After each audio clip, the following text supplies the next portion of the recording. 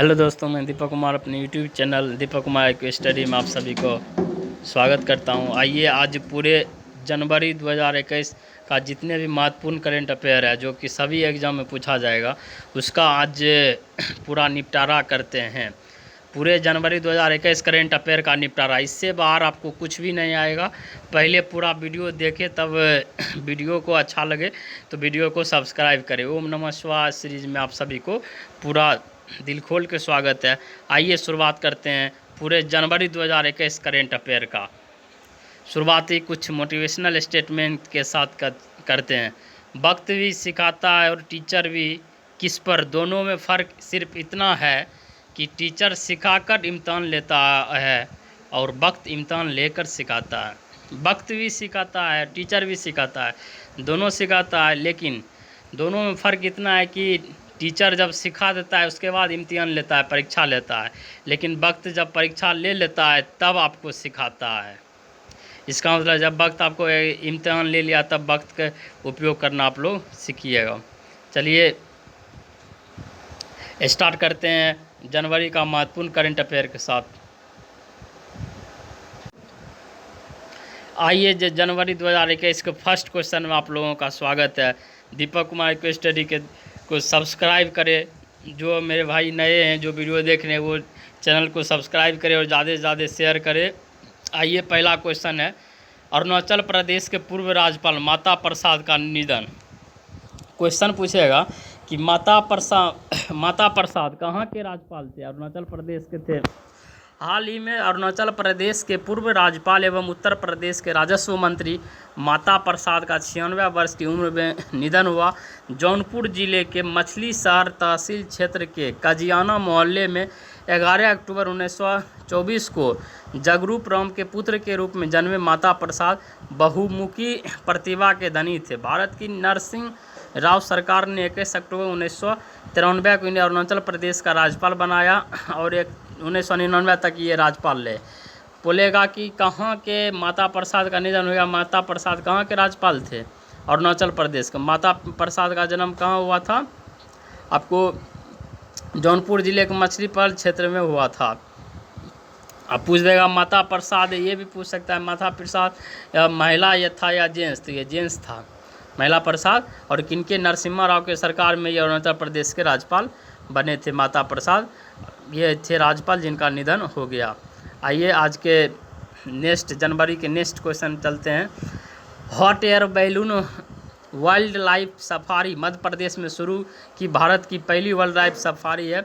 हाल ही में मध्य प्रदेश के उमरिया जिले के विश्व परिषद बांधवगढ़ टाइगर रिजर्व में भारत की पहली hot air balloon wild life safari की शुरुआत हुई है। पाठकों को बता दें कि यह बैलून टाइगर रिजर्व को कोर एरिया से सटे बफर क्षेत्र से बाहर से उड़ाएगा और बाहर ही उतरेगा। टूरिस्ट दूरबीन से जंगल के साथ टाइगर को भी देख सकेंगे। बोला जाएगा कि हॉट एयर बैलून की safari, hot air balloon wild life safari कहाँ पे शुरू कर गई है? मध्य प्रदेश में। मध्य प्रदेश के गाँव में बांधवगढ़ टाइगर रिजर्व में हॉट एयर बैलून की शुरुआत कहाँ की है? बांधवगढ़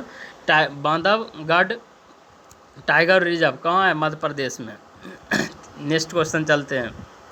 गुजरात में स्थापित की जाएगी भारत की पहली लिथियम रिफाइनरी।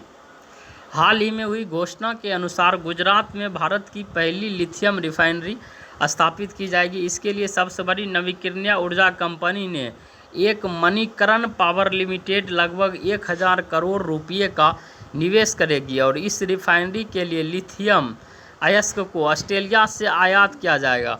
पाठकों को बता दें कि लिथियम एक दुर्लभ तत्व है और यह भारत में नहीं पाया जाता। लिथियम क्या है? भारत में नहीं पाया जाता है। गुजरात में पहला लिथियम रिफाइनरी की शुरुआत होगी। लिथियम रिफाइनरी पहला बार कहाँ होगी? गुजरात में होगी। लिथियम कहाँ से मंगाया जाएगा?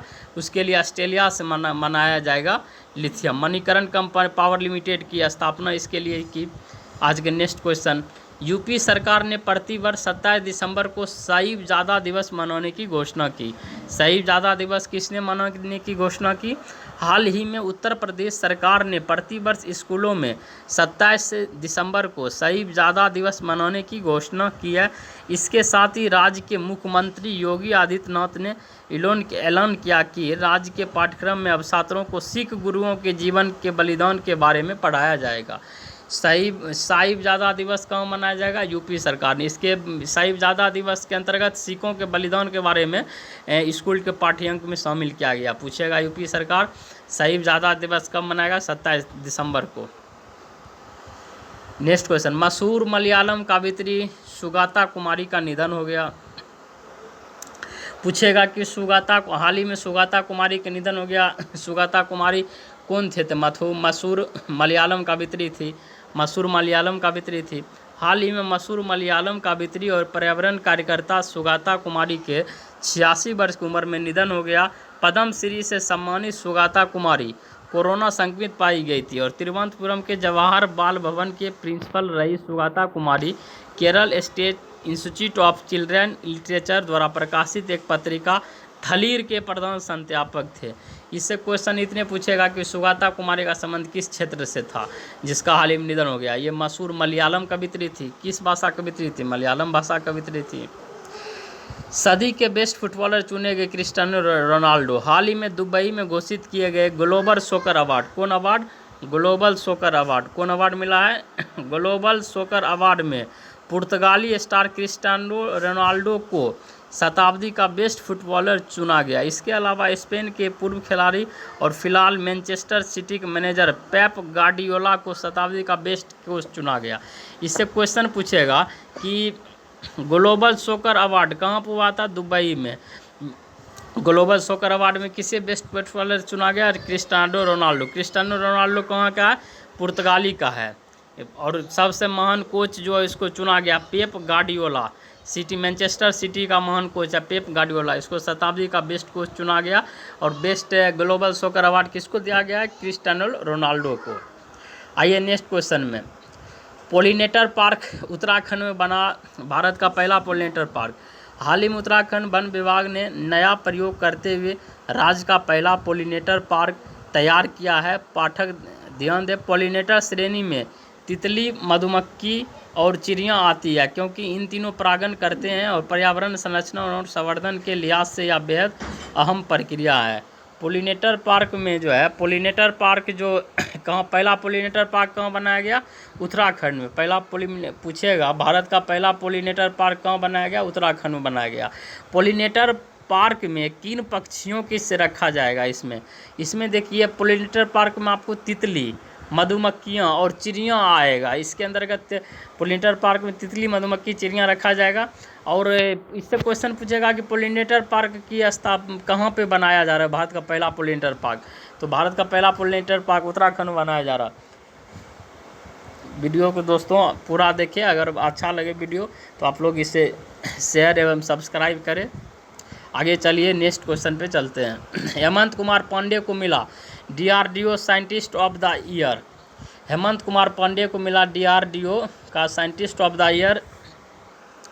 हाल ही में वरिष्ठ वैज्ञानिक हेमंत कुमार पांडे को ल्यूकोडर्मा के इलाज के लिए लोकप्रिय दवा ल्यूकोस्किन समेत अनेक जड़ी बूटी आधारित विकसित करने में योगदान के लिए DRDO को साइंटिस्ट ऑफ द ईयर पुरस्कार से सम्मानित किया गया। बता दें कि डॉक्टर हेमंत कुमार पांडे ने 5 जड़ी बूटी उत्पादकों के विकास में महत्वपूर्ण योगदान दिया है और 7 पेटेंट जमा किए। हिमालय क्षेत्र में पाई जाने वाली करीब 8 जड़ी बूटियों के मिश्रण से बने लुकोसिन दवा सफ़ेद दाग के उपचार के लिए काम आती है। कौन दवा? लुकोसिन। हेमंत कुमार पांडे को मिला DRDO scientist of the year. Question पूछेगा कि DRDO scientist of the year किससे मिला? हेमंत कुमार पांडे को। दीपक कुमार IQ स्टडी का आप लोग सब्सक्राइब करें। हेमंत कुमार पांडे को कौन पुरस्कार मिला? Scientist of the year. Scientist of the year पुरस्कार किसको मिला? हेमंत कुमार पांडे को। ये क्वेश्चन है, ये SSC CHSL में ये क्वेश्चन अब की पूछा गया है। ये क्वेश्चन है कि आर्या राजेंद्रन बनी भारत की सबसे युवा मेयर। हाल ही में केरल की राजधानी तिरुवनंतपुरम के इतिहास में नया मील का पत्थर जुड़ गया। यहाँ के अगली मेयर न केवल केरल के बल्कि पूरे देश की सबसे युवा मेयर मार्क्सवादी कम्युनिस्ट पार्टी, किसका है? सीपीएम है, सीपीएम का है। मार्क्सवादी कम्युनिस्ट पार्टी ने 21 साल के आर्या राजेंद्रन पर इस अहम पद के लिए भरोसा जताया है। बता दें कि आर्या तिरुवनंतपुरम की अगली मेयर बनेगी। आर्या राजेंद्रन को मेयर नियुक्त करने का फैसला सीपीएम जिला सचिव ने लिया। उन्हें हाल ही में हुए नगर निकाय चुनाव में मुदबन मुगल से अवार्ड काउंसलर चुना गया। इससे क्वेश्चन पूछेगा, आर्या राजेंद्रन देश की सबसे युवा मेयर कौन है? आर्या राजेंद्रन बनी है। कौन पार्टी से? मार्क्सवादी कम्युनिस्ट पार्टी, सीपीएम से। कहाँ की है? केरल के राजधानी तिरुवनंतपुरम। कहाँ है? केरल की है। कहाँ है? केरल की है। और कौन वार्ड से काउंसलर है? मुदवन मुगल। इतना तो नहीं पूछेगा, क्वेश्चन पूछेगा कि आर्य राजेंद्रन भारत की सबसे युवा मेयर बनी। भारत की सबसे युवा मेयर कौन? आर्य राजेंद्रन। कहाँ किया? केरल की। कौन पार्टी से? सीपीएम, मार्क्सवादी कम्युनिस्ट पार्टी। आज का नेक्स्ट क्वेश्चन, सुनीत शर्मा बने रेलवे बोर्ड के नए चेयरमैन। हाल ही में सुनीत शर्मा को रेलवे बोर्ड का नया चेयरमैन और सीईओ बनाया गया। विनोद कुमार, इससे पहले विनोद कुमार यादव थे। यादव का कार्यकाल 2020 को समाप्त हो गया और स्पेशल कार्य अधिकारी थे यादव। उन्होंने पहले मॉडर्न कोच फैक्ट्री रायबरेली का महाप्रबंधक और मंडल रेल प्रबंधक के भार में थे। पूछेगा रेलवे का नया चेयरमैन कौन है? सुनीत शर्मा है। इससे पहले कौन था? VK यादव था, विनोद कुमार यादव था। नेक्स्ट क्वेश्चन, प्रसिद्ध संतूर वादक पंडित सतीश व्यास को मिला राष्ट्रीय तानसेन पुरस्कार। पूछेगा तानसेन पुरस्कार किसको मिला? तो तानसेन पुरस्कार मिला संतूर वादक पंडित सतीश व्यास को मिला तानसेन पुरस्कार। हाल ही में प्रसिद्ध संतूर वादक पंडित सतीश व्यास को तानसेन सम्मान से सम्मानित किया गया। इसी प्रकार तानसेन सम्मान से सम्मानित किया क्षेत्र में कार्य कर रही संस्थाओं को प्रदान किया जाने वाला राष्ट्रीय राजा मानसिंह तोमर सम्मान अभियान कला परिषद संस्था भोपाल को प्रदान किया गया है। और पंडित सतीश व्यास को 2 लाख रुपये की आकार मुक्त राशि सम्मान पट्टिका शॉल और श्रीफल प्रदान किया गया। ये पूछेगा कि राष्ट्रीय तानसेन पुरस्कार किसको मिला? पंडित सतीश व्यास को। कौन देता है? मध्य प्रदेश सरकार। नेक्स्ट क्वेश्चन, लुइस हैमिल्टन को मिला ब्रिटेन का नाइटहुड का सम्मान। हाल ही में 7 बार F1 विश्व चैंपियन लुइस हैमिल्टन को अब सर की उपाधि मिल गया। ब्रिटिश ड्राइवर हैमिल्टन को ब्रिटेन की क्वीन एलिजाबेथ ने सर्वोच्च नागरिक सम्मान नाइटहुड से सम्मानित किया। यह सम्मान पाने वाली व्यक्ति के नाम के आगे सर लगाया जाता है। जिसको नाइटहुड सम्मान मिलता है उसके अंदर सर लगाया जाता है पहले। इसको आप सर लुइस हैमिल्टन को नाम से जाना जाता है। सर लुइस हैमिल्टन को ब्रिटेन का नाइटहुड सम्मान मिला। Next question, Pneumosil vaccine. Bharat ने लॉन्च की न्यूमोसिल वैक्सीन। भारत ने लॉन्च की निमोनिया की पहली स्वदेशी वैक्सीन। निमोनिया की पहली स्वदेशी वैक्सीन कौन है? न्यूमोसिल। हाल ही में भारत ने निमोनिया की वैक्सीन डेवलप करने के मामले में सफलता प्राप्त की है। पुणे स्थित सीरम इंस्टीट्यूट ऑफ इंडिया ने भारत की पहली स्वदेशी विकसित न्यूमोकोकल वैक्सीन न्यूमोसिल को लॉन्च कर दिया। ध्यान दें कि न्यूमोसिल को सीरम इंस्टीट्यूट ऑफ PATH और bill and Melinda Gates foundation के बीच एक दशक के सहयोग से डेवलप किया गया। इसको कौन बनाया है? सीरम इंस्टीट्यूट ऑफ इंडिया ने किसके साथ मिलकर बनाया है? मेलिंडा गेट के साथ। और ये क्वेश्चन पूछेगा न्यूमोनिया की पहली स्वदेशी वैक्सीन कौन है? न्यूमोसिल वैक्सीन। निमोनिया की पहली स्वदेशी वैक्सीन कौन है? न्यूमोसिल वैक्सीन। सोमा मंडल बनी सेल के अध्यक्ष का कार्यभार ग्रहण करने वाली बनने वाली पहली महिला। सेल का प्रथम महिला अध्यक्ष कौन बनी? सोमा मंडल बनी है सेल का। हाल ही में सोमा मंडल ने स्टील अथॉरिटी ऑफ इंडिया सेल के अध्यक्ष के रूप में कार्यभार ग्रहण किया। इसके साथ ही मंडल या पद संभालने वाली पहली महिला बनी है। इससे पहले वह सेल की निदेशक थी। अध्यक्ष बनने वाली पहली महिला सोमा मंडल बनी है। इसका कार्यकाल विस्तार अभी कर दिया गया है। सोमा मंडल बनी सेल के अध्यक्ष, प्रथम महिला अध्यक्ष। सुबोध कुमार जायसवाल बने CISF के नए महानिदेशक। हाल ही में सुबोध कुमार जायसवाल को केंद्रीय औद्योगिक सुरक्षा बल का महानिदेशक नियुक्त किया गया है। बता दें कि जायसवाल महाराष्ट्र कैडर के 1985 बैच के IPS अफसर हैं। उनकी नियुक्ति पदभार ग्रहण करने से 30 सितंबर 2022 तक प्रभावी होगा। क्वेश्चन पूछेगा CISF के महानिदेशक कौन है? सुबोध कुमार जायसवाल। लियोन मेंडोका बने भारत के 67वें ग्रैंड मास्टर। हाल ही में भारत के लियोन मेंडोका महज 14 वर्ष की उम्र में भारत के 67वें ग्रैंड मास्टर बन गया है और उपलब्धि अपने नाम मेंडोका भारत के गोवा राज्य की है, राज्य से आते हैं। मेंडोका कहाँ से आते हैं? भारत के गोवा राज्य से। किस राज्य से है मेंडोका? गोवा। लियोन मेंडोका बने भारत के 67वें ग्रैंड मास्टर बन गए। ये कहाँ के हैं? गोवा का है। लियोन मेंडोका कहाँ के? गोवा का। लियोन मेंडोका बने भारत के 67वें, कहाँ के? गोवा का है। सबसे कम उम्र का युवा है, भारत का युवा। लियोन मेंडोका बने भारत के 67वें ग्रैंड मास्टर। दिल्ली सरकार ने राज्य में तमिल एकेडमी की स्थापना की। हाल ही में दिल्ली सरकार ने तमिल भाषा और संस्कृति को बढ़ावा देने के लिए एक एकेडमी की स्थापना की है। पूर्व निगम परिषद एवं दिल्ली तमिल संगम के वर्तमान सदस्य N राजा को एकेडमी का उपाध्यक्ष नियुक्त किया गया। नवगठित इस एकेडमी के कार्यकाल के लिए जल्द ही स्थान एवं सभी आवश्यक चीज़ें मुहैया कराई जाएगी। पहला तमिल एकेडमी की स्थापना करने वाला सरकार कौन है? कि यह केंद्र शासित प्रदेश का ये पहला तमिल एकेडमी को स्थापित करने वाला कौन है? दिल्ली सरकार। तमिल एकेडमी की स्थापना, पहला तमिल एकेडमी का स्थापना दिल्ली सरकार ने किया। डॉक्टर संजय कपूर बने अखिल भारतीय चेस फेडरेशन के अध्यक्ष। संजय कपूर अखिल भारतीय चेस फेडरेशन के अध्यक्ष कौन बने? संजय कपूर। पूछेगा कि अखिल भारतीय चेस फेडरेशन के कौन है? संजय कपूर हैं। अलेक्जेंडर एलिस बने भारत में ब्रिटेन के नए उच्चायुक्त। जिन लोगों को पूरा डिटेल्स देखना है वो नीचे यहाँ पर लिया करिए। अलेक्जेंडर एलिस बने भारत में ब्रिटेन के उच्चायुक्त। भारत में ब्रिटेन के नए उच्चायुक्त कौन है? अलेक्जेंडर एलिस नए उच्चायुक्त है। Next question, major general Gautam Chauhan बने भारतीय सेना का मानवाधिकार सेल के पहले प्रमुख। भारतीय सेना के मानवाधिकार सेल के पहले प्रमुख कौन बने? Major general Gautam Chauhan. हाल ही में भारतीय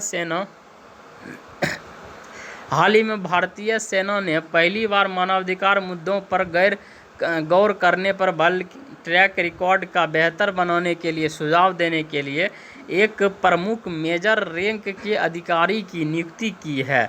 मेजर जनरल गौतम चौहान ने अतिरिक्त महानिदेशक मानवाधिकार के रूप में पदभार ग्रहण किया है। वह भारतीय सेना के उप प्रमुख लेफ्टिनेंट जनरल SK सैनी के नेतृत्व में काम करेंगे। क्वेश्चन पूछेगा भारतीय सेना के पहला मानवाधिकार सेल का प्रमुख कौन बना है? गौतम चौहान। कौन है? गौतम चौहान।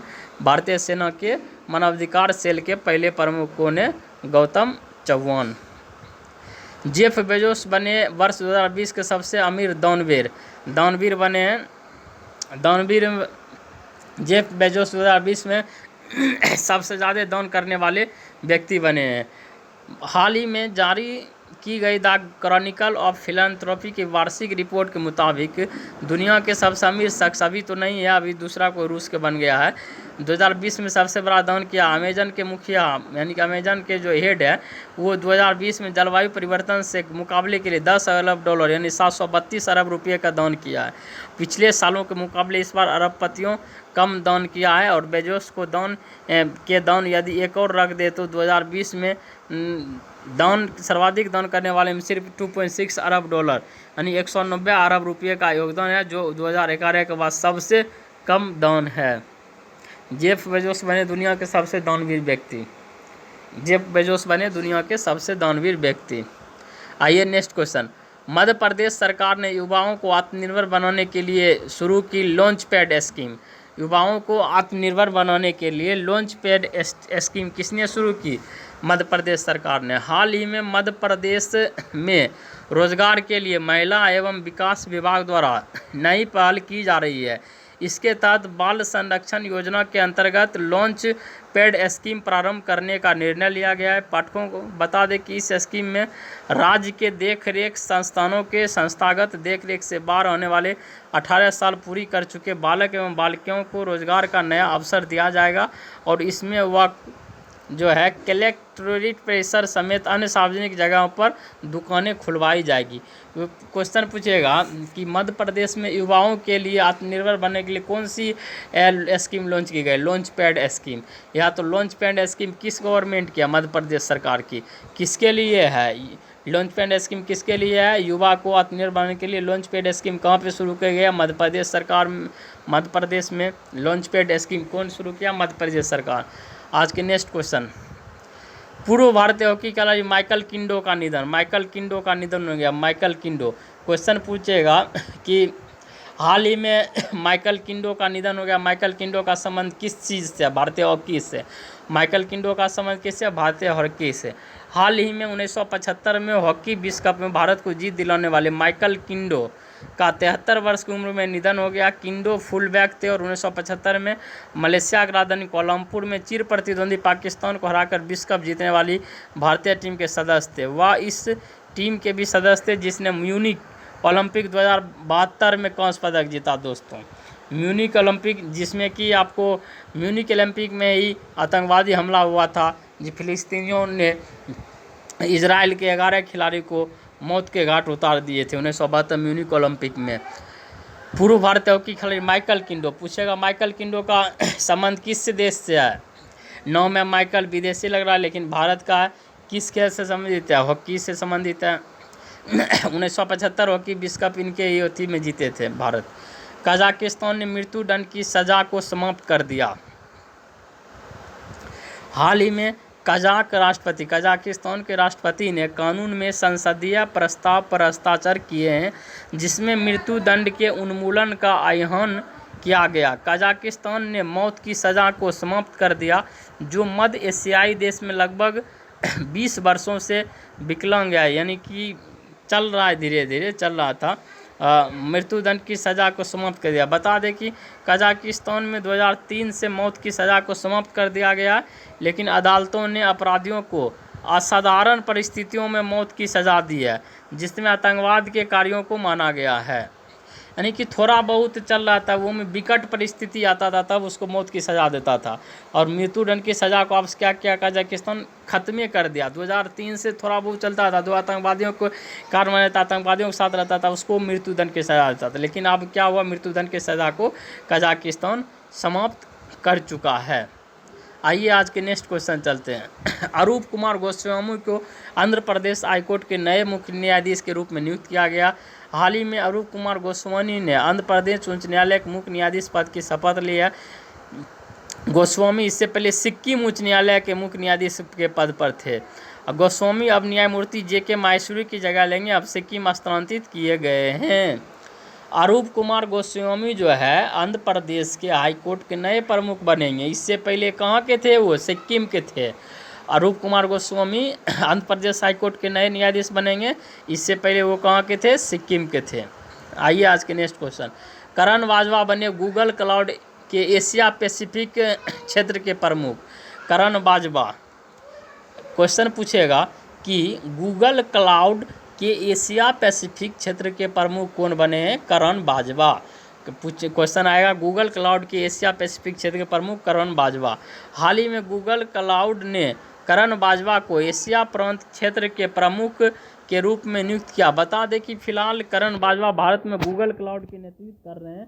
वह अब कंपनी से गूगल क्लाउड प्लेटफॉर्म और गूगल कार्यक्षेत्र सहित गूगल क्लाउड के लिए सभी क्षेत्रीय राजस्व और गो टू मार्केट संचालन का नेतृत्व करेंगे। क्वेश्चन इससे पूछेगा कि गूगल क्लाउड के एशिया पैसिफिक क्षेत्र का प्रमुख किसे बनाया गया? करण बाजवा को बनाया गया। आप लोग वीडियो को अंत तक देखें और ये सब वीडियो जितना क्वेश्चन आया सब इम्पोर्टेंट क्वेश्चन इसमें है। और दीपक कुमार IQ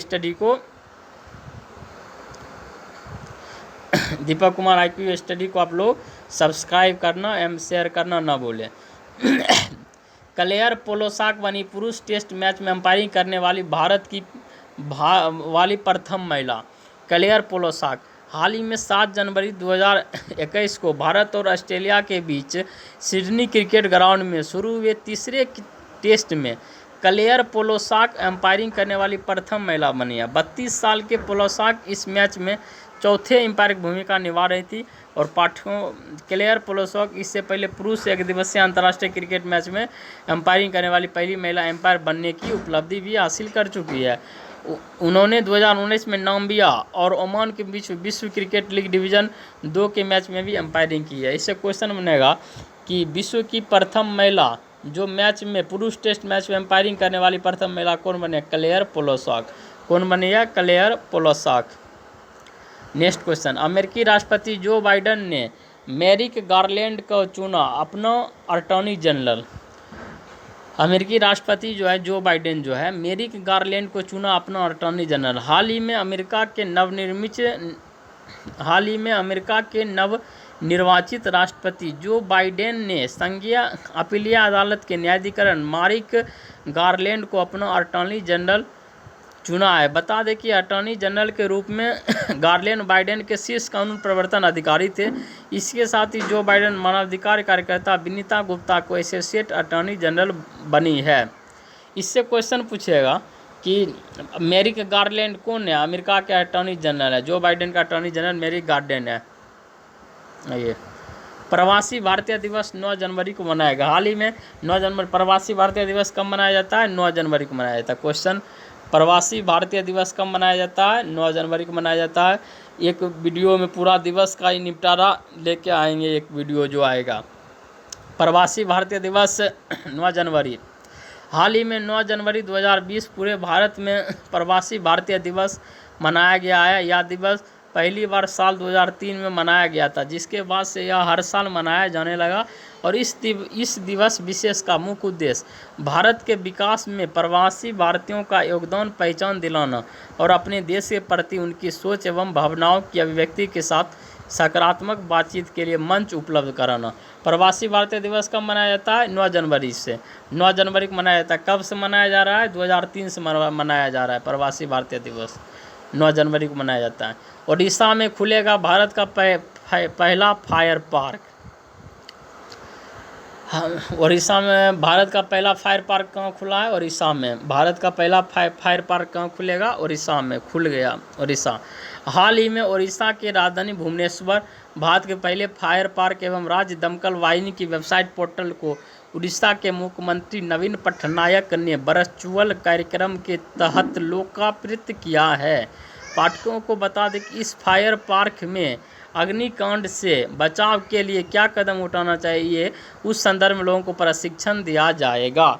ओडिशा में खुलेगा भारत का पहला फायर पार्क, इस भुवनेश्वर, उड़ीसा के भुवनेश्वर में। तो इसमें इस चीज़ को दिया जाएगा प्रशिक्षण कि आग जब लग जाए तो उससे कैसे निपटारा पाया जाएगा। यही फायर पार्क में इसी का प्रशिक्षण दिया जाएगा। और पहला फायर पार्क कहाँ खुलेगा? ओडिशा के भुवनेश्वर में खुलेगा। भारतीय मूल के राजा अय्यर बने अमेरिका सेना के मुख्य सूचना अधिकारी। अमेरिका सेना के मुख्य सूचना अधिकारी कौन है? भारतीय मूल के राजा अय्यर। राजा अय्यर है अमेरिका सेना के मुख्य सूचना अधिकारी। आज के नेक्स्ट क्वेश्चन, शौर्य सैलरी सेविंग अकाउंट बंधन बैंक ने सेना के जवानों के लिए लॉन्च किया। मोस्ट इंपोर्टेंट क्वेश्चन, शौर्य सैलरी सेविंग अकाउंट बंधन बैंक ने सेना जवानों के लिए लॉन्च किया। हाल ही में बंधन बैंक ने सेना के जवानों के लिए शौर्य सैलरी अकाउंट शुरू किया। इसके लिए बंधन बैंक ने आर्मी के साथ एक MOU पर हस्ताक्षर किया है और इस अकाउंट के माध्यम से सेना के जवानों के कई सुविधाएं दी जाएगी और 0 बैलेंस पे अकाउंट खुलेगा और खाते में 1 लाख रुपया से ज़्यादा की राशि पर 6% तक का ब्याज मिलेगा और बैंक के सभी ATM पर अनलिमिटेड फ्री ट्रांजैक्शन की सुविधा दी जाएगी। क्वेश्चन पूछेगा कि इंडियन आर्मी सेना के जवानों के लिए शौर्य सैलरी सेविंग अकाउंट किस बैंक ने लॉन्च किया? बंधन बैंक ने लॉन्च किया। या तो पूछेगा कि सेना के जवानों के लिए बंधन बैंक ने कौन सा ऐप लॉन्च किया है? शौर्य सैलरी सेविंग अकाउंट लॉन्च करेगा। या तो पूछेगा क्वेश्चन, शौर्य सैलरी सेविंग अकाउंट किससे संबंधित है? सेना से संबंधित है। इसको क्या 1 लाख से अगर ज़्यादा रुपया रहेगा तो आपको 6% का ब्याज मिलेगा। उसके बाद दूसरा सुविधा, आप किसी भी बैंक से किसी भी ATM से अनलिमिटेड रुपया निकाल सकते हैं। अनलिमिटेड बार 5 बार जो नियम बना ये नहीं है इंस्ट्रक्शन। और 0 बैलेंस पर आपकी खाता खुलेगी। क्वेश्चन में 3 मुख्य पॉइंट है सेना के लिए, जो कि शौर्य सैलरी सेविंग अकाउंट बंधन बैंक ने लॉन्च किया है और इसके तहत सेना को विशेष सुविधा मिलेगी और 0 बैलेंस पे खाता खोलेगी। 1 लाख से ज़्यादा रहने पर आपको 6% की दर से उस पर ब्याज मिलेगी। उसको अनलिमिटेड फ्री ट्रांजेक्शन की सुविधा मिलेगी। और सौर्य सैलरी सेविंग अकाउंट किससे संबंधित है? सेना से। किस बैंक ने लॉन्च किया है? बंधन बैंक ने लॉन्च किया है। आज के नेक्स्ट क्वेश्चन, अभिषेक यादव बने AIFF के पहले महासचिव। अखिल भारतीय फुटबॉल महासंघ के पहले महासचिव कौन बने? अभिषेक यादव। अभिषेक यादव बने AIFF का पहले प्रमुख, अखिल भारतीय फुटबॉल महासंघ का पहला उप महासचिव। हाल ही में भारत के पूर्व स्ट्राइकर अभिषेक यादव को अखिल भारतीय फुटबॉल महासंघ का पहला उप महासचिव नियुक्त किया गया है। और इस 40 साल के पूर्व अंतर्राष्ट्रीय खिलाड़ियों ने वाइचिंग भूटिया, सुनील छेत्री और महेश गावली और क्लाइमैक्स लॉरेंस जैसे दिग्गजों के साथ राष्ट्रीय टीम का प्रतिनिधित्व किया। बता दें कि वह वर्ष 2018 से राष्ट्रीय टीम के निदेशक के रूप में अपनी सेवाएं दे रहे हैं। भारतीय फुटबॉल महासंघ जो है, वाइचिंग भूटिया और ये सब जो है फुटबॉल संबंधित है। अभिषेक यादव जो है वो अखिल भारतीय फुटबॉल महासंघ का उप महासचिव बनाया गया अभिषेक यादव को। नेक्स्ट क्वेश्चन, चलिए आज के नेक्स्ट क्वेश्चन। आप लोग को वीडियो पूरा शुरू से अंत तक वीडियो देखिए, इसमें जनवरी का पूरा निचोड़ है, इससे बाहर आपको क्वेश्चन नहीं जाएगी। जनवरी का निचोड़ है और जनवरी से जुलाई तक का वीडियो भी जनवरी से पूरा जुलाई तक का वीडियो कुछ ही दिनों में आप लोगों के पास आ जाएगी। और आप लोगों को वीडियो अच्छा लगे तो दीपक कुमार IQ स्टडी को शेयर करना और सब्सक्राइब करना आप लोग ना भूलें। वर्ल्ड हिंदी डे 10 जनवरी को मनाया जाता है। वर्ल्ड हिंदी डे 10 जनवरी को मनाया जाता है। हाल ही में 10 जनवरी 2021 को दुनिया भर में विश्व हिंदी दिवस मनाया गया। 10 जनवरी को मनाया जाता है। प्रत्येक वर्ष हिंदी दिवस 10 जनवरी को मनाया जाता है और प्रथम हिंदी दिवस वर्ष 2006 में मनाया गया था। इसके उद्देश्य विश्व में हिंदी के प्रचार प्रसार के लिए जागरूकता पैदा करना, हिंदी को अंतर्राष्ट्रीय भाषा के रूप में स्थापित करना है। दुनिया में हिंदी का विकास करने और इसे प्रचारित करने के उद्देश्य से विश्व हिंदी सम्मेलन की शुरुआत की गई। प्रथम विश्व हिंदी सम्मेलन 10 जनवरी 1975 को नागपुर में आयोजित हुआ था, इसीलिए इस दिन को विश्व हिंदी दिवस मनाया जाता है। देखिए, विश्व हिंदी दिवस जो 10 जनवरी को मनाया जाता है, ये पहला बार आपको 2006 में मनाया गया था और 10 जनवरी 1975 को नागपुर में हिंदी सम्मेलन हुआ था। 10 जनवरी 1975 को नागपुर में हिंदी सम्मेलन हुआ।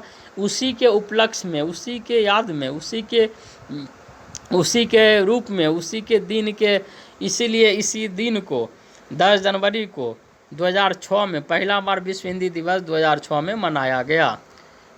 विश्व हिंदी सम्मेलन कब हुआ था? 10 जनवरी 1975 को। पूछ देगा क्वेश्चन, विश्व हिंदी सम्मेलन 10 जनवरी 1975 को नागपुर में स्थापित हुआ था। आज के नेक्स्ट क्वेश्चन, गुजरात के पूर्व मुख्यमंत्री माधव सिंह सोलंकी का निधन। इससे क्वेश्चन पूछेगा कि हाल ही में माधव सिंह सोलंकी का निधन हो गया, ये कौन थे? गुजरात के पूर्व मुख्यमंत्री थे माधव सिंह सोलंकी। माधव सिंह सोलंकी का संबंध किस राज्य से था? गुजरात से। इससे क्वेश्चन बनेगा माधव सिंह सोलंकी कहाँ के मुख्यमंत्री रह चुके थे? गुजरात के। हाल ही में गुजरात के पूर्व मुख्यमंत्री कांग्रेस पार्टी के वरिष्ठ नेता माधव सिंह सोलंकी का निधन हो गया। सोलंकी गुजरात राज्य के 4 बार मुख्यमंत्री पद पर आसीन हो चुके थे। सोलंकी कांग्रेस के बड़े नेता माने जाते हैं और वे एक बार भारत के विदेश मंत्री भी रह चुके हैं।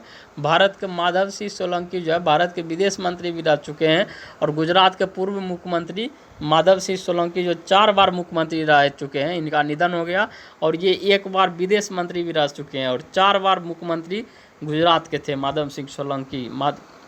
आज के next question, national youth day, राष्ट्रीय युवा दिवस कब मनाया जाता है? 12 जनवरी को। राष्ट्रीय युवा दिवस कब मनाया जाता है? 12 जनवरी को।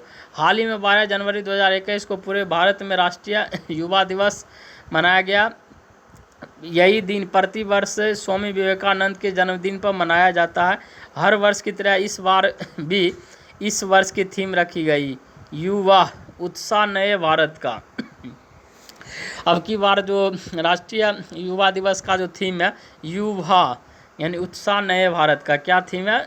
थीम पूछ देता है कि इससे पहला क्वेश्चन बनेगा कि भारतीय राष्ट्रीय युवा दिवस कब मनाया जाता है? 12 जनवरी। किसके जन्म दिवस पर? स्वामी विवेकानंद के जन्म दिवस पर। 2020 का राष्ट्रीय युवा दिवस 2021 का थीम क्या था? युवा उत्साह नए भारत का। 2021 का थीम है युवा उत्साह नए भारत का। विलियम बर्न्स बने अमेरिका खुफिया एजेंसी के निदेशक। अमेरिका खुफिया एजेंसी का निदेशक कौन है? William Burns. विलियम बर्न्स बने अमेरिका खुफिया एजेंसी का निदेशक। मशहूर लेखक वेद मेहता का निधन हो गया। वेद मेहता। क्वेश्चन पूछेगा कि हाल ही में वेद मेहता का निधन हो गया, ये कौन थे? मशहूर लेखक थे। हाल ही में भारतीय अमेरिकी उपन्यासकार वेद मेहता का निधन हो गया। 20वीं सदी के एक ऐसे लेखक तौर पर जाना जाता है जिन्होंने अमेरिकी पाठकों की भारत से पहचान कराई।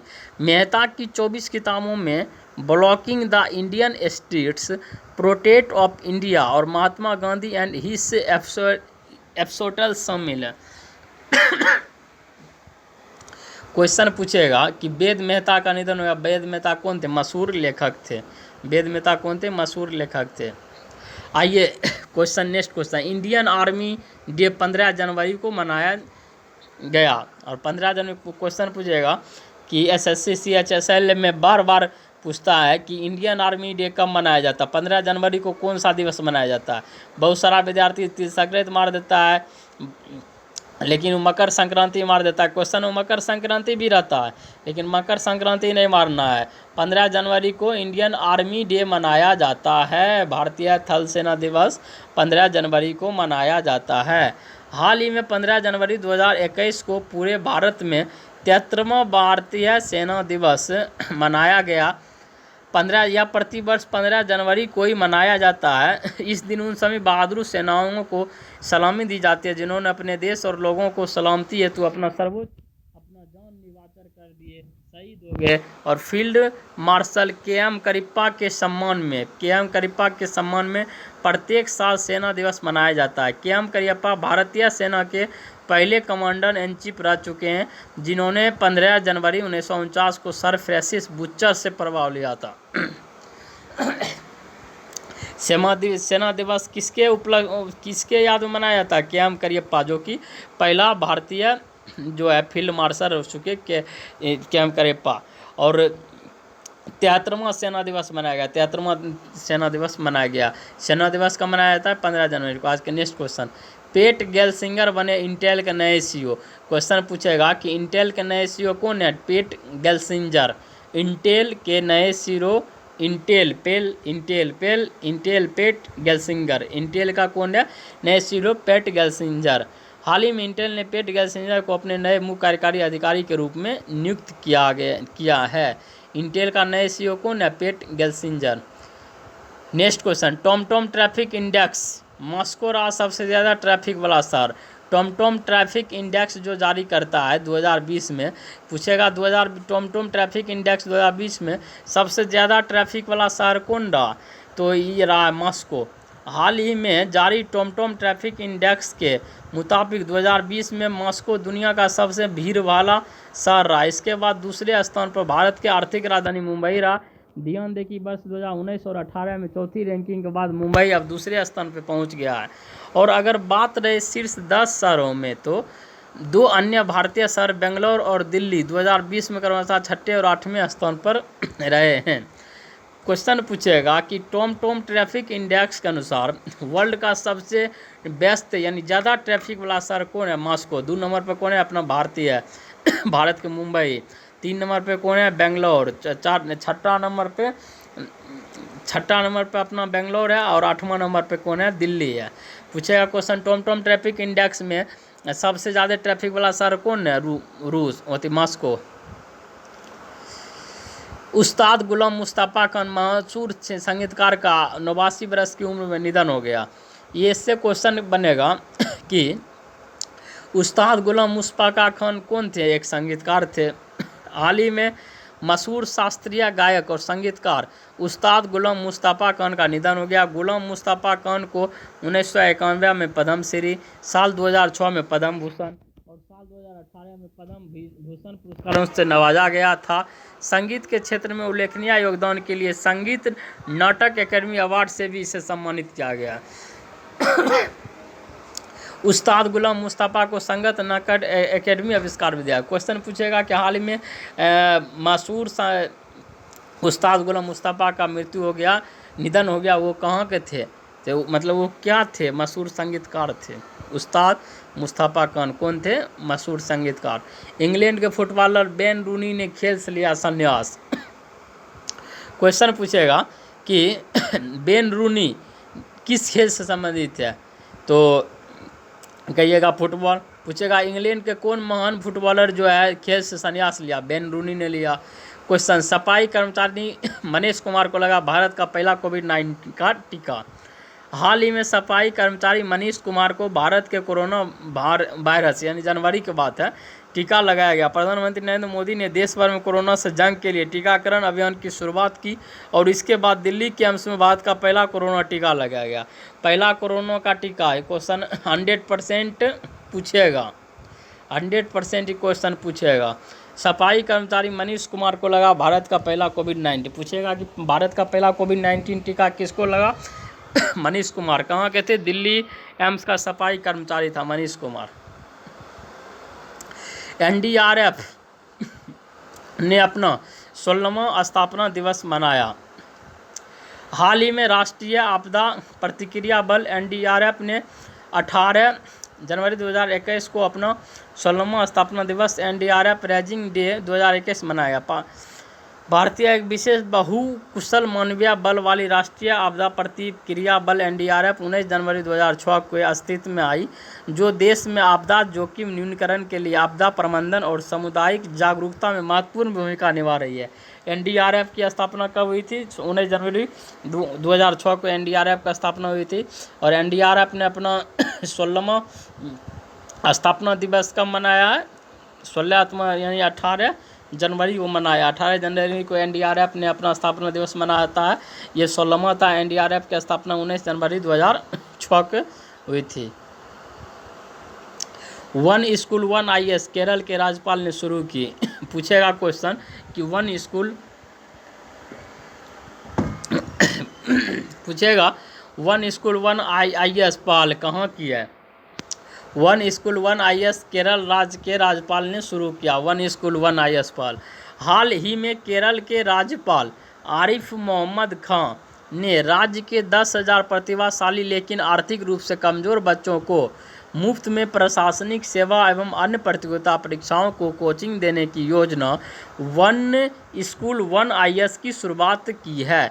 वन स्कूल वन आईएएस कार्यक्रम को विधि की यूरोडाइट फाउंडेशन प्रयोजक की मदद से लागू किया जाएगा।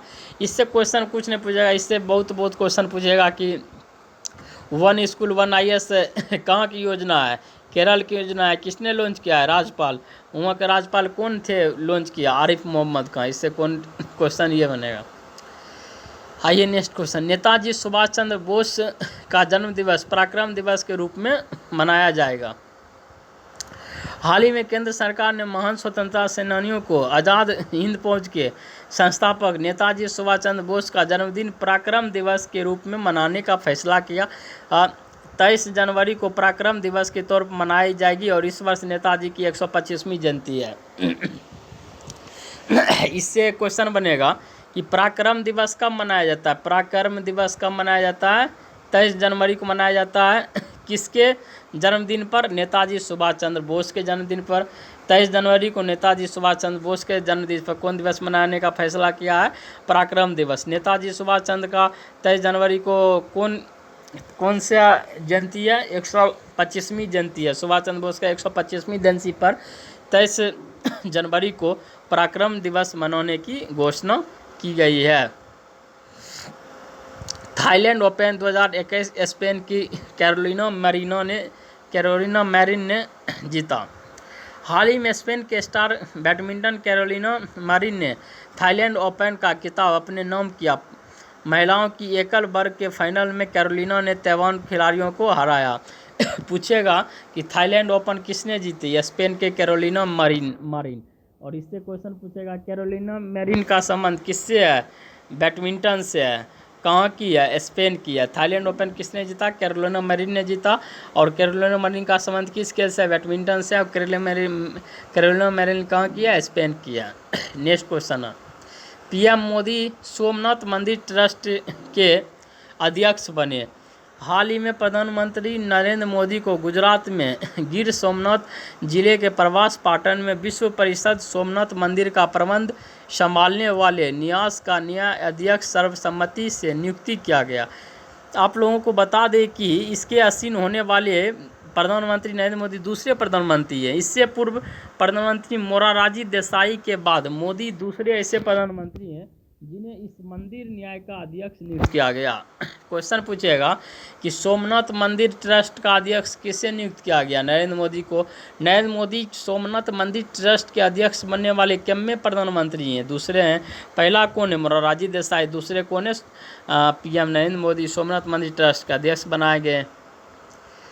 आज के next question, Kamalam fruit, Gujarat सरकार ने कमलम फ्रूट का नाम ड्रैगन फ्रूट का नाम बदलकर क्या रखा? कमलम फ्रूट। हाल ही में गुजरात के मुख्यमंत्री विजय रूपानी ने ड्रैगन फ्रूट का नाम बदलकर कमलम फ्रूट करने का फैसला किया। पाठकों को बता दें कि दुनिया भर में ड्रैगन फ्रूट के नाम से प्रचलित फल को अब गुजरात में कमलम फ्रूट के नाम से जाना जाएगा। गुजरात सरकार ये फैसला लिया कि इस फ्रूट में ड्रैगन शब्द का इस्तेमाल ठीक नहीं है। ऐसे भी जब से बीजेपी गवर्नमेंट आई है तब से नाम बदलने में तो ये माहिर है। हम लोग भाइयों के लिए एग्ज़ाम लेने में तो माहिर नहीं है, जॉब देने में तो माहिर है नहीं, लेकिन नाम बदलने में यदि वर्ल्ड इतिहास में रखा जाए कि सबसे ज़्यादा नाम किस सरकार ने बदला है तो बीजेपी की गवर्नमेंट में बदली है, चाहे वो सेंट्रल में हो, चाहे वो स्टेट में हो, चाहे कहीं भी हो। आज क्वेश्चन पूछेगा, ये क्वेश्चन छोड़िए, क्वेश्चन पूछेगा कि ड्रैगन फ्रूट का नाम बदलकर कौन फ्रूट क्या है? कमलम फ्रूट है। किसने किया? विजय रूपानी। कहाँ पे किया गया है? गुजरात में किया गया है। गुजरात में ड्रैगन फ्रूट का नया नाम क्या है? कमलम फ्रूट है। और भाई दूसरा फ्रूट भी तो नाम रख देता है। कमलम मतलब बीजेपी का राष्ट्रीय चिन्ह है कमलम, कमल है, तो कमलम फ्रूट रख दिया और कोई फ्रूट नहीं मिला इनको रखने के लिए। भावना कंत बनी गणतंत्र दिवस पर परेड में शामिल होने वाली पहली महिला फाइटर पायलट। भावना कंत बनी गणतंत्र दिवस पर परेड में शामिल होने वाली पहली महिला फाइटर पायलट। भारतीय वायुसेना की महिला फाइटर पायलट भावना कंत आने वाली 26 जनवरी को इतिहास रच दी। बता दें कि भारतीय एयरफोर्स के इतिहास में भावना कंत तीसरी महिला जिन्हें फाइटर पायलट स्क्वाड में शामिल किया गया। लेकिन सबसे खास बात यह है कि वे गणतंत्र दिवस के मौके पर परेड में शामिल होने वाली पहली महिला फाइटर बन जाएगी। गणतंत्र दिवस में शामिल होने वाली पहली महिला फाइटर कौन है? भावना कंत। लेकिन अगर महिला फाइटर पूछेगा तो तीसरी है। इतिहास एयरफोर्स के इतिहास में भावना कंत तीसरी है, लेकिन 26 जनवरी को शामिल होने वाली पहली महिला कौन है? भावना कंत। अगर फाइटर में एयरफोर्स में शामिल फाइटर महिला हो जाएगा तीसरी, लेकिन परेड में शामिल होने वाले भावना कंत क्या है? पहली महिला है। केरल में खुलेगा भारत का पहला लेबर आंदोलन संग्रहालय। भारत में खुलेगा भारत का केरल राज्य में खुलेगा भारत का पहला श्रमिक आंदोलन संग्रहालय। केरल में खुलेगा भारत का पहला श्रम आंदोलन संग्रहालय। हाल ही में हुई घोषणा के मुताबिक विश्व श्रम आंदोलन के इतिहास को दर्शाने वाला भारत का पहला श्रम आंदोलन संग्रहालय केरल के हाउस बोट पर्यटन केंद्र अल्पुजा एलपी में लॉन्च किया जाएगा। क्वेश्चन पूछेगा कि पहला श्रमिक आंदोलन संग्रहालय कहाँ खुला गया? केरल में खुला गया। पहला श्रमिक आंदोलन कहाँ खुला? केरल में। गोरेवाड़ा जू महाराष्ट्र सरकार ने नाम बदलकर ठाकरे के नाम पर कर दिया। देखिए ये भी ठाकरे जी हैं तो ठाकरे के नाम पर कर दिए। हाल ही में महाराष्ट्र सरकार ने नागपुर स्थित गोरेवाड़ा अंतर्राष्ट्रीय चिड़ियाघर का नाम बदलकर बाला साहेब ठाकरे गोरेवाड़ा अंतर्राष्ट्रीय प्राणी उद्यान कर दिया गया। क्वेश्चन पूछेगा कि गोरेवाड़ा जू का नया नाम क्या है? बाला साहेब ठाकरे गोरेवाड़ा अंतर्राष्ट्रीय प्राणी उद्यान। और ये कहाँ पे है? आपको महाराष्ट्र में। गोरेवाड़ा जू का नाम है बाला साहेब ठाकरे गोरेवाड़ा अंतर्राष्ट्रीय प्राणी उद्यान। कहाँ है? ये महाराष्ट्र में है। नेक्स्ट क्वेश्चन, भारतीय रेलवे ने हावड़ा कालका मेल ट्रेन का नाम बदलकर नेताजी एक्सप्रेस कर दिया। ये बहुत अच्छा, ये हमको ये ठीक लगा। कि भारतीय रेलवे ने हावड़ा कालका मेल का नाम बदलकर नेताजी एक्सप्रेस कर दिया। क्वेश्चन पूछेगा कि किस रेल का नाम बदलकर नेताजी एक्सप्रेस कर दिया गया? हावड़ा कालका मेल का। हावड़ा कालका मेल का नाम, नया नाम क्या रखा गया? नेताजी एक्सप्रेस। हाल ही में भारतीय रेलवे ने नेताजी सुभाष चंद्र बोस की 125वीं जयंती से पहले हावड़ा कालका मेल ट्रेन का नाम बदलकर नेताजी एक्सप्रेस करने की फैसला लिया। स्वतंत्रता संग्राम सेनानियों नेताजी सुभाष चंद्र बोस 125वीं जयंती के जश्न के पहले इस दिन को नेताजी के नाम से चलाने का ऐलान किया। नेताजी एक्सप्रेस। हावड़ा कालका मेल का नाम क्या है? नेताजी एक्सप्रेस। नेताजी सुभाष चंद्र बोस के 125वीं जयंती पर चलाई गई। आप लोग वीडियो को बहुत शुरू से अंत तक देखें और वीडियो पूरा एक से एक इसमें हिट क्वेश्चन है। और वीडियो अच्छा लगे तो आप दीपक कुमार IQ स्टडी को सब्सक्राइब करना ना भूलें और शेयर करना ना भूलें। रेडियो हिल्स योगिस्टन का दिल, हिमाचल प्रदेश के पहले ऑनलाइन युवा रेडियो स्टेशन की शुरुआत हुई। हाल ही में हिमाचल प्रदेश के मुख्यमंत्री जयराम ठाकुर ने राज्य के पहले ऑनलाइन युवा radio station radio hills Youngistan का दिल, यंगिस्तान शुरुआत किया गया। इसको है क्या? यह ऑनलाइन रेडियो राज्य की संस्कृति और परंपराओं को बढ़ावा देने के अलावा युवाओं को अपनी प्रतिभा दिखाने का अवसर प्रदान करने का महत्वपूर्ण भूमिका निभाएगा। और यह ऑनलाइन रेडियो एंड्रॉयड के अलावा एप्पल फ़ोन पर भी उपलब्ध होगा। ये जो है रेडियो के अलावा कहाँ पर होगा? एप्पल फ़ोन पर। क्वेश्चन पूछेगा कि युवा रेडियो स्टेशन की शुरुआत कहाँ पे की गई? हिमाचल प्रदेश में। किस नाम से? रेडियो हिल्स यंगिस्तान का दिल नाम से। रेडियो हिल्स यंगिस्तान का दिल नाम से युवा रेडियो की शुरुआत कहाँ की गई है? हिमाचल प्रदेश में की गई है। आज के नेक्स्ट क्वेश्चन, सिद्धार्थ मोहंती बने LIC के नए प्रबंध निदेशक। हाल ही में सिद्धार्थ मोहंती पूछेगा कि LIC के नए प्रबंध निदेशक कौन बने? हाल ही में सिद्धार्थ मोहंती को भारतीय जीवन बीमा निगम का प्रबंध निदेशक नियुक्त किया गया।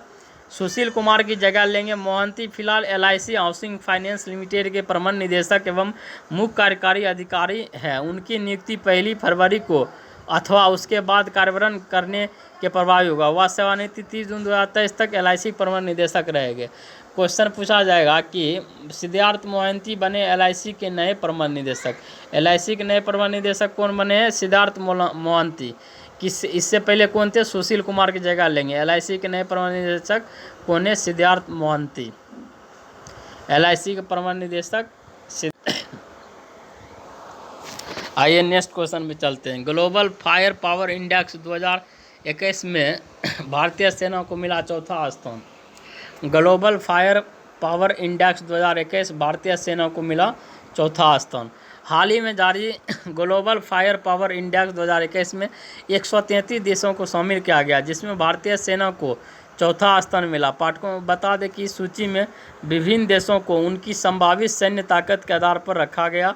इस सूची में अमेरिका की सेना को दुनिया की सबसे ताकतवर सेना माना गया और रूस को दूसरे स्थान पर, इसके अलावा चीन तीसरे पर रखा गया। क्वेश्चन पूछेगा ग्लोबल फायर पावर इंडेक्स 2021 में भारतीय सेना को कौन सा स्थान मिला? चौथा स्थान मिला। देखिए पूरा ग्लोबल पावर सैन्य ताकत वाला, पहला पर आपको अमेरिका, दूसरा सैन्य ताकत रूस है, तीसरा चीन है, चौथा भारत है, पांचवा सैन्य ताकत जापान, छठा दक्षिण कोरिया, सातवां फ्रांस, आठवां ब्रिटेन, नौवां ब्राज़ील और ये हो जाएगा पाकिस्तान। पहला पर कौन है फायर पावर इंडेक्स में? अमेरिका। दूसरा नंबर पर कौन है? रूस। तीसरा पर चीन, चौथा पर भारत, पाँचवा पर जापान। अगर ब्रिटेन का पूछ देगा तो ब्रिटेन का 8वां स्थान है। पाकिस्तान, तो पाकिस्तान का फायर पावर इंडेक्स में 10वां स्थान है। मशहूर भजन गायक नरेंद्र चंचल का निधन हो गया। नरेंद्र चंचल, क्वेश्चन पूछेगा कि मशहूर नरेंद्र चंचल का निधन हो गया। नरेंद्र चंचल का संबंध किससे था? मशहूर भजन गायक से। भजन गायक से संबंध था नरेंद्र चंचल का। हाल ही में मशहूर भजन गायक नरेंद्र चंचल का 80 वर्ष की उम्र में निधन हो गया। उन्होंने कई प्रसिद्ध भजनों के साथ हिंदी फिल्मों में भी गाना गाए थे। उन्हें न सिर्फ शास्त्रीय संगीत में अपना नाम कमाया बल्कि लोक संगीत में भी कमाया। माता ने बुलाया है, ये गाना नरेंद्र चंचल के द्वारा गाया गया था। मशहूर भजन गायक थे नरेंद्र चंचल, जिसका हाल ही में निधन हो गया। Michael and Sheila Held prize 2021 भारतीय गणितज्ञ निखिल श्रीवास्तव को मिला। Michael and Sheila Held prize 2021 किसे मिला? भारतीय गणितज्ञ निखिल श्रीवास्तव को मिला। नेशनल गर्ल साइड डे 2014 जनवरी। हाल ही में 24 जनवरी 2021 को भारत भर में राष्ट्रीय बालिका दिवस मनाया गया। यह प्रति वर्ष 24 जनवरी को मनाया जाता है। इस दिवस को मनाने की शुरुआत 2008 में महिला और बाल विकास मंत्रालय और भारत सरकार द्वारा किया गया था। यानी कि पहला जो है राष्ट्रीय बालिका दिवस 24 जनवरी को मनाया जाता है। ये सबसे पहले 2008 में मनाया गया। किसके द्वारा? महिला और बाल विकास मंत्रालय द्वारा 2008 में पहला बार मनाया गया। और नेशनल गर्ल्स साइड दिवस यानी कि राष्ट्रीय बालिका दिवस मनाया जाता है 24 जनवरी को। नेशनल वोटर्स डे 25 जनवरी को। मतदाता दिवस कब मनाया जाता है? 25 जनवरी को। मतदाता दिवस 25 जनवरी। हाल ही में 25 जनवरी 2021 को पूरे भारत में राष्ट्रीय मतदाता दिवस मनाया गया। प्रति वर्ष 25 जनवरी को ही मतदाता दिवस मनाया जाता है। इस दिवस को मनाने के उद्देश्य युवाओं को मतदान के प्रति जागरूक करना है। हर वर्ष की तरह इस बार की इस दिवस की थीम रखी गई है मतदाताओं को सशक्त, सचेत, सुरक्षित और जागरूक करना। Making our voters empower, vigilant, safe and inform बनाना है। इसका मतदाता दिवस का थीम क्या है? मतदाताओं को सशक्त, सचेत एवं सुरक्षित और जागरूक बनाना। Making our voters empower, vigilant, safe and inform. Next question आज के। मध्य प्रदेश सरकार ने बालिकाओं के लिए पंख अभियान शुरू किया। क्वेश्चन पूछेगा पंख अभियान कौन सरकार शुरू किया? मध्य प्रदेश सरकार ने। पंख अभियान कौन सरकार? मध्य प्रदेश सरकार। पंख अभियान कौन सरकार?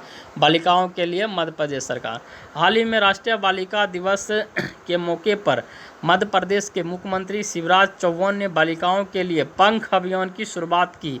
इस योजना का मुख्य उद्देश्य है कि बेटियों के शारीरिक, मानसिक, भावनात्मक एवं मनोवैज्ञानिक विकास से है, जिससे प्रदेश के बेटियों का समग्र विकास हो सके। यानी कि बेटियों को मानसिक, शारीरिक एवं भावनात्मक, मनोवैज्ञानिक विचार के लिए पंख योजना की शुरुआत कौन सरकार की? मध्य प्रदेश सरकार। पंख योजना किससे संबंधित है? बालिकाओं से संबंधित है। आज के नेक्स्ट क्वेश्चन। राष्ट्रीय बाल पुरस्कार 2021 32 बच्चों को अब की बार शामिल किया गया। 32 बच्चों को राष्ट्रीय बाल पुरस्कार में शामिल किया गया। पूरे भारत में 72वां रिपब्लिक डे मनाया गया। हाल ही में 26 जनवरी 2021 को जुटे भारत में 7वां गणतंत्र दिवस मनाया गया। बता दें प्रतिवर्ष भारत में संविधान के स्थापना दिवस के रूप में 26 जनवरी को गणतंत्र दिवस मनाया जाता है। पहला गणतंत्र दिवस 26 जनवरी 1950 को मनाया गया था। गणतंत्र दिवस के मौके पर दिल्ली के इंडिया गेट पर भव्य परेड का आयोजन किया जाता है और जिसे देश की तीनों सेना, थल सेना, नौसेना, वायुसेना का दल भाग लेता है। नेक्स्ट को पूर्व भारतीय फुटबॉल खिलाड़ी प्रशांत डोरा का निधन। क्वेश्चन पूछेगा कि प्रशांत डोरा का संबंध किस खेल से है? प्रशांत डोरा फुटबॉल से। प्रशांत डोरा का संबंध फुटबॉल से है। यह क्वेश्चन बनेगा प्रशांत डोरा का हाल ही में निधन हो गया। प्रशांत डोरा का संबंध किस खेल से है? फुटबॉल से है। हाल ही में भारत के पूर्व इंटरनेशनल गोलकीपर था प्रशांत डोरा। 44 वर्ष की उम्र निधन हो गया। भारत और मोहन बगान फुटबॉल क्लब के लिए गोलकीपर के रूप में खेलने वाला डोरा 1999 में काठमांडू में दक्षिण एशियाई महासंघ खेलों के नेपाल के खिलाफ अपना इंटरनेशनल डेब्यू किया, जहां भारत ने ब्रॉन्ज मेडल जीता था। पूछेगा प्रशांत डोरा का संबंध किस खेल से है? फुटबॉल से। हाल ही में निधन हो गया। प्रशांत डोरा किस खेल से संबंधित है? फुटबॉल से। कहाँ का है? भारतीय है। Next question. उत्तर प्रदेश बना 2 एक्सप्रेस वे पर हवाई पट्टी वाला भारत का पहला राज्य। यानी क्वेश्चन बने इसके उत्तर प्रदेश पहला हवाई पट्टी पर पहला 2 एक्सप्रेस वाला भारतीय राज्य कौन बना? UP. Global climate risk index Bharat को मिला 7वां स्थान। ग्लोबल क्लाइमेट रिस्क इंडेक्स में भारत को 7वां स्थान मिला। हाल ही में जारी ग्लोबल क्लाइमेट रिस्क इंडेक्स 2021 के अनुसार भारत को 7वां स्थान मिला है। यह उन देशों की सूची जारी की जो 2021 में जलवायु परिवर्तन के चलते सबसे ज़्यादा प्रभावित हुए थे और इस सूची में Mozambique, Zimbabwe, Bahamas, Japan, Malawi और अफगानिस्तान भारत से पहले के स्थानों पर यथाक्रम मौजूद हैं। Bharat global climate risk index में भारत को मिला 7वां स्थान। ग्लोबल क्लाइमेट रिस्क इंडेक्स सब इंडेक्स का एक वीडियो स्पेशल आएगा। ग्लोबल क्लाइमेट रिस्क इंडेक्स का में भारत को मिला 7वां स्थान। राजेंद्र भंडारी को मिला वर्ष 2021 का सुभाष चंद्र बोस आपदा प्रबंधन पुरस्कार। क्वेश्चन पूछेगा कि सुभाष चंद्र बोस आपदा प्रबंधन पुरस्कार किसे मिला? राजेंद्र भंडारी को मिला। राजेंद्र भंडारी को मिला सुभाष चंद्र आपदा प्रबंधन पुरस्कार 2021। चीफ ऑफ स्टाफ के पद पर भारतीय मूल के तारक शाह को नियुक्त किया गया। हाल ही में जो बिडेन प्रशासन ने तारक शाह को ऊर्जा विभाग के चीफ ऑफ स्टाफ के रूप में नियुक्त किया, जो उन्हें उस पद पर सेवा करने वाले पहले भारतीय अमेरिका बनाता है। इनके अलावा तान्या दास विज्ञान कार्यालय में चीफ ऑफ स्टाफ के रूप में भी काम करेगी और Narayan Subramanian office of general council में विधिक सलाहकार के पद पर नियुक्त हुई है। सुशील तलाती जीवाश्म ऊर्जा से संबंधित विभाग ऑफिस ऑफ फॉसिल एनर्जी में चीफ ऑफ स्टाफ नियुक्त की गई। इससे क्वेश्चन है कि के चीफ ऑफ स्टाफ के पद पर भारतीय मूल के तारक शाह को किया गया नियुक्त। अमेरिका प्रशासक ने ऊर्जा विभाग के चीफ ऑफ स्टाफ के पद पर भारतीय मूल के तारक शाह को नियुक्त किया। महाराष्ट्र सरकार ने जेल पर्यटन पहल की शुरुआत की। जेल घूमने की शुरुआत महाराष्ट्र सरकार ने की है। हाल ही में महाराष्ट्र सरकार ने जेल पर्यटन पहल की शुरुआत की। इस पहल को पुणे के यरवदा जेल से शुरू किया जाएगा ताकि लोगों को ऐतिहासिक जेलों को नज़दीक से देखने का मौका मिल सके। पाठकों को बता दें कि ये भारत में इस तरह की पहली पहल है। यरवदा जेल से जेल पर्यटन के पहले चरण की शुरुआत हुई है। इसके जरिए स्कूल और कॉलेज के छात्र और अन्य लोगों को ऐतिहासिक जगह पर देखने को मौका मिलेगा। पूछेगा क्वेश्चन, जेल पर्यटन पहल की शुरुआत किसने की? महाराष्ट्र सरकार ने। जेल पर्यटन पहल की शुरुआत किसने की? महाराष्ट्र सरकार ने की।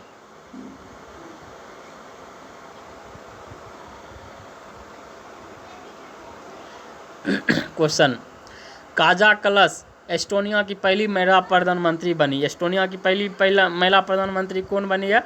काजा कलश।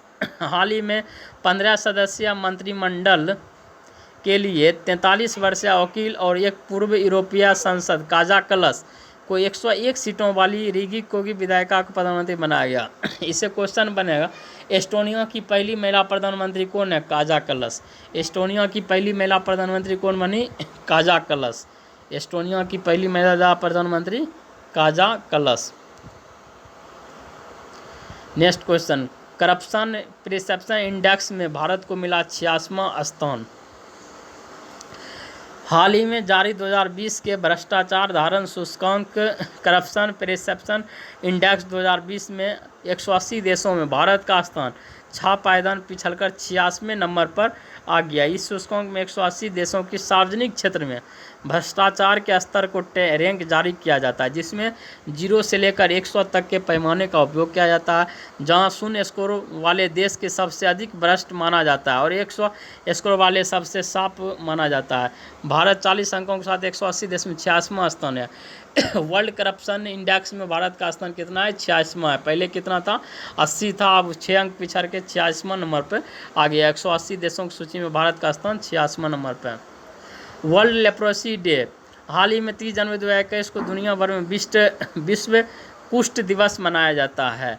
30 जनवरी को कौन दिवस मनाया जाता है? विश्व कुष्ठ दिवस, वर्ल्ड लेप्रोसी डे मनाया गया। प्रति वर्ष 30 जनवरी को ही मनाया जाता है। इस दिवस को मनाने के उद्देश्य लोगों के बीच कुष्ठ रोग को लेकर जागरूक फैलाना और इसकी रोकथाम करना। ध्यान दें कि सबसे पहले कुष्ठ रोग दिवस फ्रांस के समाजसेवी राहुल फेलेरो 1954 में मनाया था। सबसे पहले कुष्ठ रोग दिवस किसने मनाया? राहुल फेलेरो ने मनाया। 1954 में कुष्ठ रोग दिवस मनाया राहुल फेलेरो ने। जय शाह बने एशिया क्रिकेट परिषद के सबसे युवा अध्यक्ष। हाल ही में बीसीसीआई के सचिव जय शाह को एशियाई क्रिकेट परिषद का अध्यक्ष चुना गया। बता दें कि जय शाह बांग्लादेश क्रिकेट बोर्ड के प्रमुख नजमुल हसन की जगह लेंगे। ध्यान दें कि 32 साल के जय शाह एशियाई क्रिकेट परिषद के अध्यक्ष के तौर पर चुने जाने वाले सबसे युवा प्रशासक के सालाना आम बैठक में वर्चुअल तौर पर शाह को नया अध्यक्ष चुना गया है। यानी कि क्वेश्चन बनेगा कि एशियाई क्रिकेट का पहला युवा अध्यक्ष कौन बना? जय शाह। एशियाई क्रिकेट परिषद का पहला युवा अध्यक्ष कौन है? जय शाह। आर.एस. शर्मा बने नेशनल हेल्थ अथॉरिटी के सीईओ। आर.एस. शर्मा हाल ही में telecom regulatory authority of India try के पूर्व चेयरमैन आर.एस. शर्मा को अब एक और बड़ी जिम्मेवारी दी गई है। रमाशंकर शर्मा को अब नेशनल हेल्थ अथॉरिटी का सीईओ बनाया गया। बता दें कि इंदु भूषण की जगह लेंगे। ध्यान दें कि NHA ही पूरे भारत में आयुष्मान भारत योजना की जिम्मेवारी संभालता है। नेशनल हेल्थ अथॉरिटी का जिम्मा किसको मिला? RS शर्मा को, चंद्रशेखर शर्मा को मिला। RS शर्मा को मिला, चंद्रशेखर शर्मा नहीं है। RS शर्मा बने नेशनल हेल्थ अथॉरिटी NHA का सीईओ। NHA के ही पूरे भारत में आयुष्मान भारत योजना पूरे भारत में कौन जिम्मेवारी संभालता है? NHA संभालता है। नेशनल हेल्थ अथॉरिटी संभालता है। रमाशंकर शर्मा है इसका। NHA authority, national health authority संभालता है आयुष्मान भारत योजना।